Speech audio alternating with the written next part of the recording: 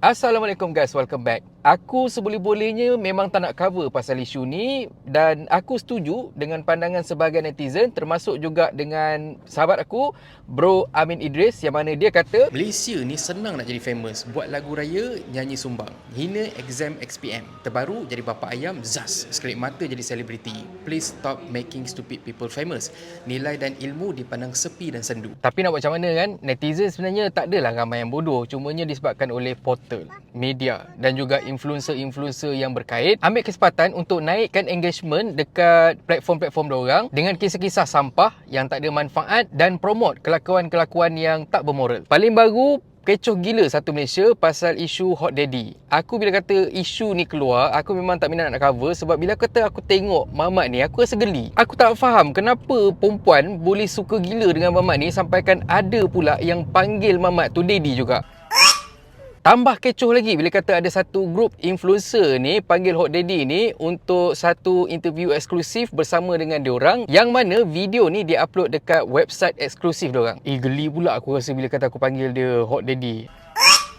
Aku panggil dia Wan Arif je. Aku sebenarnya memang follow lah interview antara Bros Gang dan juga Wan Arif ni, yang mana dekat dalam IG Bros Gang ni diorang ada cerita interview diorang ni sebenarnya tak berakhir dengan baik. Aku bacakan luahan daripada Bros Gang untuk korang dengar. Sebelum kejadian perang dingin antara BGTV versus Hot Daddy Malaysia, BGTV just cakap apa yang patut saja. Selebihnya terletak pada awak bro, tapi cara awak gerak tadi tak nice bro. Dan bila kata interview tu keluar, maka bergegarlah satu Malaysia dan banyak media-media yang cover pasal interview Bros Gang bersama dengan Wan Arif ni, dan ada juga yang kritik apa yang dibuat oleh Bros Gang, yang mana diorang kata ini satu perbuatan yang tak patut dan sebenarnya mempromosikan aktiviti-aktiviti yang tak bermoral. Tambah pula mamat ni dia sebenarnya ada prosedur mahkamah yang mana katanya dia terkait dengan aktiviti memiliki bahan lucah. Tapi macam mana pun, Bros Gang ni tampil dan pertahankan konten dorang, yang mana dorang cakap konten dorang ni lebih kepada reality showcase. Kata dorang, penyebaran gambar BGTV bersama Hot Daddy telah mendapat perhatian netizen di internet serta segala perspektif persoalan positif dan negatif disuarakan. Untuk pengetahuan semua, BGTV tidak pernah menyokong mana-mana pihak yang melakukan perkara yang tidak bermoral. Malah, BGTV melawan dan mencegah perkara tersebut. Dalam podcast tersebut, beberapa perkara telah berlaku. Perdebatan yang hebat telah berlaku antara kami dan juga tetamu. BGTV adalah satu platform reality showcase, maka segala video yang dikeluarkan berdasarkan realiti kehidupan. Pahit, manis memang kena telan. Semoga kita semua sentiasa dirahmati. Itu statement Bros Gang masa awal-awal dorang up video tu, dan dalam sehari dua ni semakin galak isu ni diperkatakan oleh netizen dan ramai sebenarnya yang meluahkan rasa tak setuju dengan apa yang dibuat oleh Bros Gang. Aku tengok jugalah komen-komen daripada netizen dan komen-komen dorang ni pun sebenarnya bercampur baur. Antara komen yang aku baca, "This is we call normalization. Goodbye generasi X, Boomer and half of Y." Makin ramai customer dia nanti. Jaga anak bini ya, baik jemput Karaming tu.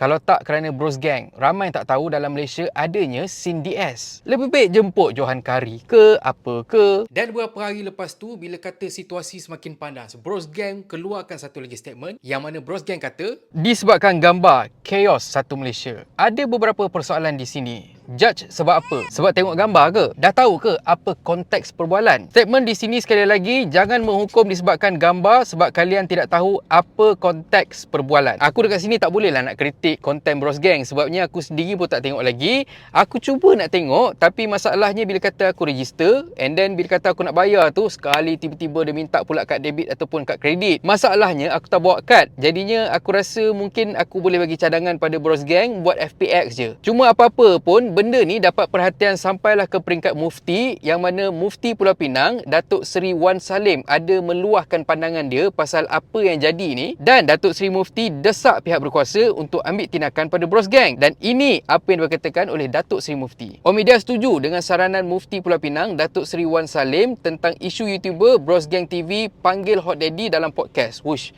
aku rasa ini pertama kali Omidia take side. Kalau tidak selama ni bila kata diorang buat artikel benda semua ke, diorang cuma berkongsi artikel dan tak ada pun sebelah mana-mana pihak. Ini kira benda baru ni. Itu yang aku nampak lah. Minta maaf lah kalau kata sebelum ni pun memang Omedia ada take side. Kata Datuk Seri Mufti lagi, apa pun alasan, ia tetap dilihat seperti mempromosi maksiat. Adalah amat dikesali tindakan pihak tidak bertanggungjawab menjemput tertuduh dalam kes mengiklan persandulan menerusi aplikasi X bagi menyertai podcast sebagai tetamu. Tindakan sedemikian boleh dianggap sebagai satu cara mempromosikan maksiat dan menormalisasikan persandulan. Sekiranya keadaan ini tidak dikekang atau dicegah akan mempengaruhi golongan remaja sekaligus membawa kepada jurang keruntuhan akhlak. Kita harap dengan tindakan undang-undang akan jadi pengajaran kepada semua pihak dan sebagai satu langkah mencegah perbuatan menormalisasikan maksiat di negara ini. Aku tak pasti sama ada Datuk Seri Mufti dah pun tengok konten Bros Gang ataupun belum, tapi macam mana pun aku rasa kita tetap kena berpegang pada apa yang ditegur oleh Datuk Seri Mufti, iaitu apa pun alasan, perbuatan ni seolah-olah macam tengah mempromosikan aktiviti persandulan. Aku semakin faham apa yang cuba diperkatakan oleh Datuk Seri Mufti bila kata aku tengok satu teguran dari satu fanpage ni yang mana dekat situ dia ada tulis, dan ini korang kena take note sebab ini satu perkongsian yang sangat penting. Dunia dah terbalik. Hot Daddy dijemput sebagai tetamu podcast.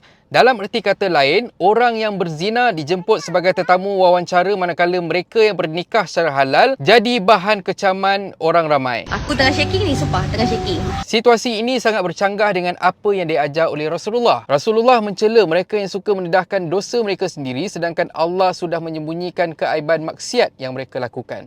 Hari ini umat ditimpa penyakit. Rasulullah mencela pendosa. Kita pula mengangkat mereka ke pesada. Mereka merasa bangga dengan dosa. Penzina pula diraihkan sebagai tetamu bual bicara, sedangkan seorang mukmin itu sepatutnya tidak selesa dengan dosa. Sabda Rasulullah, sekiranya kamu merasa tenang dengan amal kebaikan dan merasa tidak selesa dengan kejahatan yang kamu lakukan, maka kamu adalah orang yang beriman. Hadis riwayat Ahmad. Lebih malang lagi, andai masyarakat pula membiarkan saja kerusakan ini. Kejijikan yang diterima secara berleluasa berupaya membinasakan kita semua. Sabda Rasulullah lagi, tiada satu kaum yang melakukan maksiat sedangkan ada antara mereka yang mampu mencegahnya namun mereka tidak mencegahnya, melainkan dibimbangi keseluruhan mereka akan ditimpa balasan azab. Hadis riwayat Abu Daud. Ingatlah bahawa Rasulullah mendidik sahabat supaya menjauhi segala perlakuan yang boleh membawa kepada zina. Bahkan Rasulullah menegaskan bahawa fenomena zina akan membawa kepada kebinasaan. Sabda Rasulullah, jika berleluasanya perbuatan zina dan riba dalam satu kawasan, maka mereka telah mengundang azab Allah kepada mereka.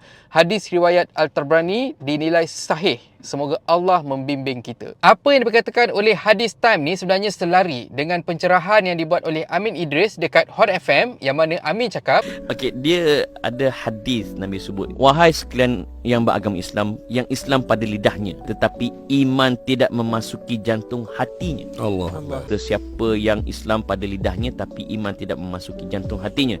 Jangan kamu sakiti kaum muslimin, jangan kamu memalukan mereka, jangan kamu mencari-cari keaiban mereka. Dalam hadis lain dalam riwayat Muslim, Nabi kata, sesiapa yang menutup aib seorang muslim, Allah tutup aib dia di hari akhirat. Hadis ni adalah prinsip umum di mana agama melarang kita mengaibkan sesama kita ataupun saja-saja cari salah orang. Agama melarang sama sekali. Dalam isu ni ulama bincang, ada aib yang bersifat dosa peribadi, ada aib yang membabitkan orang awam. Di dalam hadis ada bercerita tentang seorang lelaki dia jumpa Nabi. Hadis ni sahih, riwayat Bukhari Muslim.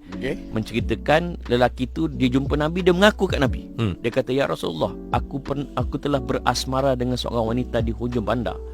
Dan aku dah buat semua benda kecuali tak berzina je lagi. Inilah aku, maka hukumlah aku apa yang kau mahu ya Rasulullah. Umar duduk tepi tu, dia kata apa? Allah tetap telah menutup keaiban kamu. Mengapa tidak engkau tutup aib diri kamu? Tahu tak apa respon Nabi? Nabi diam je. Nabi tak kata apa-apa, malah ada riwayat menyebut Nabi berpaling muka dan Nabi pergi. Dan Nabi pesan, Nabi suruh seorang lelaki yang memanggilnya tu membaca kepada lelaki yang datang mengaku tu untuk bahasa mudahnya balik bertaubat. Ya. Okey, nak sebut apa dia buat tu adalah dosa peribadi dia. Okey. Nampak tak? Tak perlu kau dedah aib sendiri. Kan? Kau pergi bertaubat dan jangan buat lagi. Hadis ni juga kata Dr. Yusuf Qaradawi mengenai usaha mencegah kemungkaran. Kemungkaran itu mestilah nyata dan dilihat. Dia bila dia buat kat rumah, pergi buat maksiat kat rumah dia Jangan kita pergi mengintai rumah dia, pergi rekod, pergi panjat untuk rekod demi untuk dapatkan kantorkan ni, dia buat maksiat. Agama tak Kita ajar tak pasal. halang dia pun, kita tetap on sebab nak bagi tahu dia buat maksiat. Dan nak cerita ke orang ni. Saja cari salah orang. Agama larang. Ada juga keadaan, contoh, seseorang tu dia bercakap kepada publik. Dan dia bercakap sesuatu yang terang-terang menyalahi agama, ataupun dia menyebarkan hadis palsu, contohnya. Okey. Bila dia telah bercerita, contohnya kat Facebook, dia buat public dan beribu orang tengok, beribu orang share. Bila kita tegur, macam mana? Adakah kita kena pergi jumpa dia seorang-seorang tegur ke, ataupun kita kena bukan setakat tegur dia je, kena perbetulkan di masyarakat awam? Sebab ada dalam masyarakat kita, bila kita tegur di public, kata kau pergilah tegur dia. Maknanya komen lah dekat komen biasa tu kan. Kau pergilah DM dia. Kalau dia buat posting tu private, memang kita boleh DM dia lah. Personal. Tapi masalahnya dia dah buat posting tu public. Dan beribu orang dah share. Dan beribu orang dah tengok. Maka kita yang tahu kemungkaran tu berlaku, kita kena bukan hanya tegur dia je, kena perbetulkan juga pada masyarakat. Cuma ada batas dia. Jangan sampai kita fitnah pula. Kau sebar hadis palsu, sebab apa? Kau kaki maksiat, tambah pula ajinomoto di situ. So cukup sekadar kita memperbetulkan fakta. Tapi korang tengok sendiri video bermanfaat daripada Amin Idris dan juga Hot FM ni dapat dalam 250-240 like saja berbanding dengan followers dekat Hot FM sebanyak 2.5 juta. Tapi bila kata sampai konten si Wan Arif tu boleh dapat sampai berpuluh ribu likes. Apa benda ni? Aku memang follow perkembangan konten Bros Gang ni dari zaman diorang buat YouTube sampailah diorang buat website sendiri untuk hasilkan konten yang lebih bebas. Dan ada juga sebenarnya konten diorang ni yang bagus. Sebagai contoh, ada satu kes tu yang aku ingat, diorang berkongsi info ataupun cerita yang mana ada pegawai tinggi yang berkonvoi satu sama lain, lepas tu diorang bertukar suami isteri. Dan ada juga yang timbulkan kontroversi, sebagai contoh yang isu Wan Arif ni dan juga Gold Digger. Aku yakin Bros Gang tengok video aku ni sebab kadang-kadang tu diorang akan masuk jugalah untuk komen dan sebagainya. Dan aku cuma nak cakap, aku happy dengan usaha korang untuk membongkarkan pasal kisah benar yang berlaku dekat dalam masyarakat kita. Tapi macam mana pun, pandangan Mufti satu pandangan yang kita patut ambil berat juga. Bila kata Mufti dah tegur, dah bersuara, makanya pada pandangan aku, Bros Gang sepatutnya take note dan perbaiki apa yang patut berdasarkan apa yang telah pun dinasihat oleh Mufti. Sebab macam mana pun kita kena ingat, agama nombor satu. Macam hadis Time cakap, Nabi Muhammad SAW mencela mereka yang membuka aib sendiri, sedangkan Allah SWT dah tutup dah aib kita. Dan aku yakin itu antara isi teguran Datuk Mufti juga. Apa pun aku sedih juga, sebabnya bila kata aku tengok social media Wan Arif ni, aku boleh nampak ada perempuan-perempuan yang sokong si Wan Arif ni. Dan yang sedihnya lagi, bila kata kita tengok konten-konten perempuan ni, ada yang dah pun bersuami, siap buat konten bahagia dengan suami lagi. Dan ini memang satu benda yang ironi ataupun memang sangat-sangat kontras lah. Sebabnya bila kata ada orang lain yang berkahwin dua, oh kau beria, kau melawan, kau beria, kau bad mood, kau beria menggigilkan benda semua kan. Kau senyap musibat kau diam. Tapi bila kata ada orang yang buat maksiat, oh kau boleh sokong. Boleh pula duk cakap kata I support you daddy. Walaupun aku ahli persatuan buaya, tapi aku tetap juga rasa sedih. Apapun, aku nak tanya pandangan korang pasal isu ni. Adakah konten yang dibuat oleh Bros Gang ni membuatkan korang rasa insaf ataupun korang rasa lagi teruja nak menjadi Wan Arif yang kedua ataupun yang ketiga? Cuba korang komen dekat ruangan bawah ni. Dan kata pepantun, dabik dada raja bersiung, naik sampan hamba mendayung, yang melacur kau sanjung, yang keji kau junjung. Dan kalau korang suka konten yang ada dalam channel ni, please consider to subscribe. Okay, so thank you very much for watching and have a nice day. Assalamualaikum.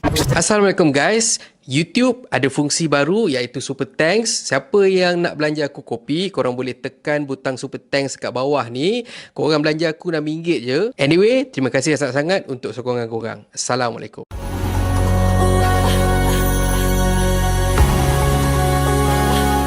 Kebaran yang mahal,